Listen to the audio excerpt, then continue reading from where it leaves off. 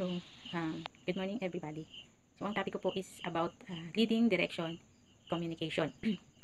Yung number one is, true leadership is the art of changing a group from what is into what it ought to be.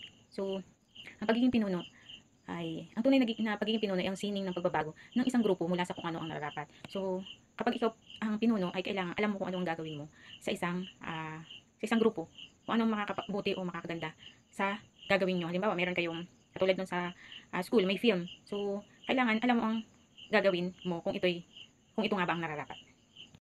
So, yung number 2 po is, leadership is the ability to recognize problem before it becomes an emergency.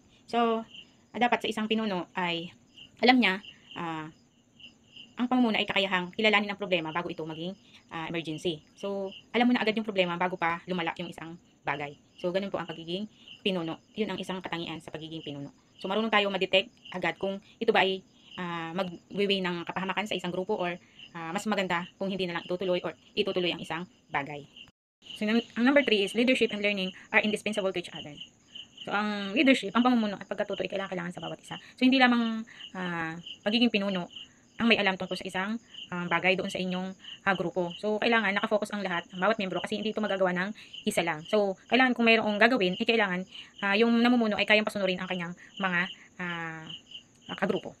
Yung number 4 is leadership is learning to give whether you get or not, if you ever give. So, ang pamumuno ay natututo magbigay kung meron ka man o wala, o kung magbibigay ka man. So, kahit meron ka o wala, ay kailangan mo mag-decide kung magbibigay ka sa isang bagay. So, halimbawa, sa isang grupo may nangangailangan.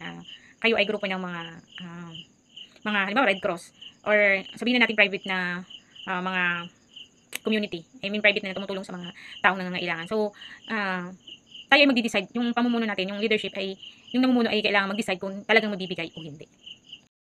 Yung number 5 is something to get, something you are not giving. In the true sense of the word, you are trading. So, nakikipagkwentuhan ka, di ba? Nakikipagkwentuhan ka sa isang tao or sa isang grupo.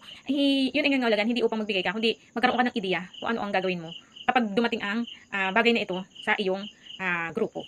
So, alam mo na yung sagot.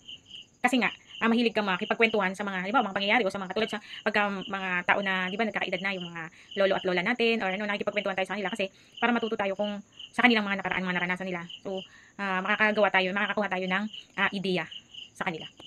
Yung number 6 naman is leadership is the either side of the loneliness, and he who is a leader must always sit alone, and acting alone means accepting everything alone. So, ang pamumuno ay kabilang panig ng lungkutan na siya na isang pinuno ay dapat palaging mag-isa at kumilos ng isa ay nangahulugan ng pagtanggap ng mag-isa. Ibig sabihin, kung wala talagang way, ay paninindigan mo ang pagiging pinuno mo. So, gagawa ka ng paraan, kahit na alam mong ito'y mahirap, dahil nga ikaw ang pinuno sa isang grupo, ay gagawin mo ang nararapat at ikaw talaga ang masusunod dahil ikaw yung pinuno sa isang grupo. So, kung wala na talagang yung iba, wala na talagang ma-share, wala na talagang sagad-sagaran na, ay ang pagiging pinuno ay gagawa ng paraan para matapos ang isang proyekto or matapos ang isang ginagawa. So, kailangan mo mag-decide. Number 7 is leadership is the ability to handle uncertainty. So, ang pamumuno ay ang kakayahang pangsiwaan ng kawalan ng katiyakan. So, kapag pinuno ka, hindi nangangahulugan na magiging output mo is laging maganda. So, may pagkakataon na, syempre, pag namumuno ka, mayroon talagang pagkakataon na may mga bagay na negative ang output. So, kailangan handa tayo sa bagay na yun. So, kahit naman hindi maganda ang naging output, ay at least nagawa mo ang isang bagay at nagawa nyo ang proyekto na gusto nyong gawin.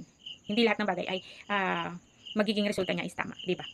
So, yung number 8 is, what is it? This is the aspect of leadership that is concerned with outward appearance. It means looking, dressing, and talking like a leader. So, ano ito? Ito ang aspeto ng pamumuno na nauukol sa panlabas na anyo. Ito ay nangangahulugan ng pagmumukha ng pananamit at pakikipag-usap ng parang pinuno. So, kung ikaw ang pinuno, syempre, hindi lamang sa pananalita, magaling tayo. Ibig sabihin, kailangan din sa ating appearance ay kapanipaniwala tayo. Kasi, syempre, yung mga tao, yung minsan makikita yung personality mo, pwede itong maging pinuno. Hindi ibig sabihin na kapag pinuno ka ay pag yun ang ginusto mo doon sa, halimbawa, pananamit mo, doon makikita yung pagiging pinuno. Isa yun sa aspeto na tinitingnan. Malinis ka ba manamit, maayos ka ba manamit. Syempre, paano kapag kakatiwalaan kung ang suot mo ay parang basahan? Syempre, kailangan maging ano ka rin yung appearance mo, maging malinis ka rin, maayos ka, para paniwalaan ka ng iyong grupo or ng isang congregation, ng isang samahan para ikaw ay masabing leader. Hindi ibig sabihin na talino lamang dito kailangan, kundi kailangan din natin yung appearance natin ay makikita sa ating mukha. Okay?